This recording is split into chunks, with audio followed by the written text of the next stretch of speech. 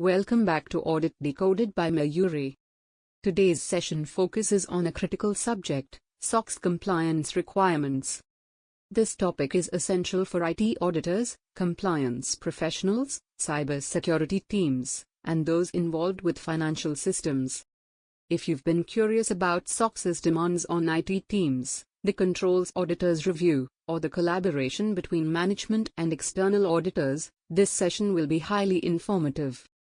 The Sarbanes-Oxley Act, known as SOX, transcends mere compliance. It fundamentally aims to promote transparency, accountability, and reliability in financial reporting. Given that current financial reporting relies heavily on IT systems, SOX has direct implications for cybersecurity, access management, system modifications, backups, monitoring, and various aspects of IT governance. By the end of this video, you'll gain insights into the 5 key sections of SOX, the 4 essential IT controls reliant on SOX, how auditors assess these controls, the evidence they expect, and tips for avoiding common compliance issues. Let's get started. Transition to SOX sections. Before analyzing controls, it's crucial to understand the core sections of SOX that significantly impact IT and compliance roles. Section 302, Corporate Responsibility for Financial Reports. This section imposes substantial responsibility on the CEO and CFO. They must personally attest that financial reports are accurate and devoid of material misstatements. For IT professionals, the cornerstone is that these certifications hinge on the reliability of the IT systems generating financial data. Executives can only confidently certify reports when IT controls, such as access, modifications, data processing, and system security, are adequately designed and validated. SOX mandates validation of these internal controls within 90 days post-report issuance. Therefore, every control owner needs to present clean, comprehensive, and recent evidence of control effectiveness. Section 404, Management Assessment of Internal Controls. Section 404 serves as the essence of SOX. It requires management to assess and report on the efficacy of internal controls. After completing this evaluation, external auditors must independently confirm management's assessment. This establishes a dual assurance model. Management verifies that IT controls are both properly designed and operational. External auditors corroborate management's declaration through their sample tests. For IT teams, this necessitates well-documented controls, readily accessible audit trails, time-stamped evidence, periodic assessments, and prompt remediation of shortcomings.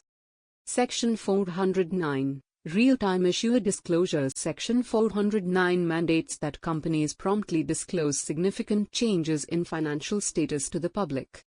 From an IT perspective, this emphasizes monitoring, detection, logging, and swift escalation. If a critical financial application is breached, data becomes corrupted, or a significant outage influences reporting, management must be informed immediately. This explains why SOC teams, XIM alerts, log management, and incident response frameworks indirectly uphold SOX compliance. Section 802, Criminal Penalties for Altering Documents. Known as the Do Not Tamper with Evidence section, Section 802 penalizes the intentional alteration or destruction of financial records. This applies to both physical and digital records.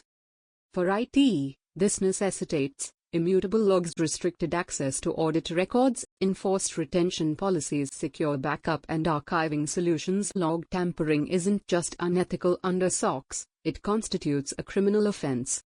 Section 906, Criminal Penalties for False Certification. Section 906 raises the stakes for executives significantly. They can face up to 20 years in prison and hefty fines for knowingly certifying misleading financial statements. This underlines the significance of the accuracy and completeness of IT controls. Weaknesses in access controls, system changes, or data integrity can result in flawed financial reporting, exposing executives to potential criminal liability. Transition to IT controls. Now that we grasp the fundamental SOX sections, let's link them to the 4 key IT controls evaluated in nearly every SOX audit. These controls apply across all financial applications, including SAP, Oracle, Workday, NetSuite, proprietary systems, and databases. 1. Access controls. Access controls guarantee that only authorized individuals can utilize financial systems, and only at the level necessary for their positions.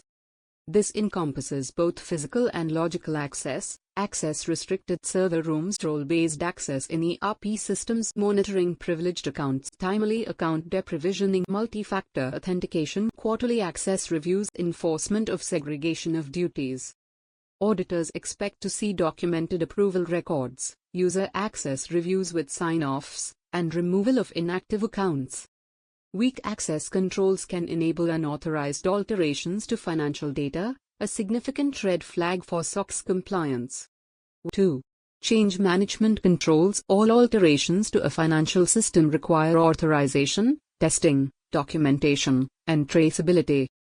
SOX emphasizes avoiding unauthorized or untested changes in production environments. An effective change management framework consists of formal requests for changes, segregation among developers, testers, and approvers, evidence of testing, approvals from the Change Advisory Board, CAB, documentation of deployment logs, tracking of emergency changes. Auditors generally examine a sample of changes and assess the entire workflow, approvals, testing, promotions, and production evidence. Inadequate documentation remains the leading cause of SOX control failures in this domain. 3. Data backup and recovery controls. SOX mandates that organizations safeguard financial data from loss and corruption. This involves regular backups, off-site or immutable storage, and testing restorations periodically. A backup is only valuable if its restoration succeeds.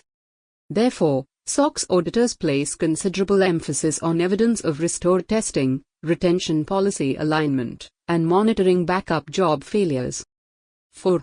Information security controls. This expansive control area closely intertwines with cybersecurity. SOX auditors concentrate on aspects that could directly affect financial systems, including patch management protocols, vulnerability assessments, protection of endpoints, network segmentation practices, encryption methods, incident response strategies, monitoring and alert mechanisms, retention and review of logs. If vulnerabilities persist on a financial reporting server for extended periods, or if privilege escalation is feasible due to misconfigurations, this results in a deficiency of SOX controls. Transition to audit view. How do auditors determine the efficacy of these controls? Auditors typically adopt a methodical approach. They start by grasping the control's design, interviewing control owners, analyzing policies, and mapping controls to financial assertions. Next, they perform walkthroughs to verify operational functionality. Following this, they engage in sample-based testing, selecting random transactions such as requests for access, changes, or restore tests, while examining corresponding evidence. The primary focus for auditors is on evidence, approvals, logs, screenshots, timestamps, test outcomes, and reports. A lack of evidence renders a control ineffective, regardless of whether the procedure technically exists. Transition to common issues now. Let's explore common challenges organizations encounter. Many entities perceive SOX as an annual obligation rather than a continuous process. Evidence becomes scattered, access reviews turn manual and prone to errors, backups lack regular testing, and emergency changes evade controls. Some teams depend on verbal approvals instead of documented confirmations, leading to deficiencies. Keep in mind, SOX is based on evidence. If you cannot substantiate it, auditors will assume it never occurred. Closing. In conclusion, SOX compliance transcends mere audit requirements. It serves as a pragmatic framework for establishing reliable financial systems. Whether you're an IT auditor, SOC analyst, compliance expert, or entering this sector, grasping these key SOX sections and IT controls will provide a solid foundation. Concentrate on access, change management, backups, and security while maintaining organized, time-stamped evidence. Automate processes where feasible. Always bear in mind that management relies on your controls to confidently certify financial outcomes.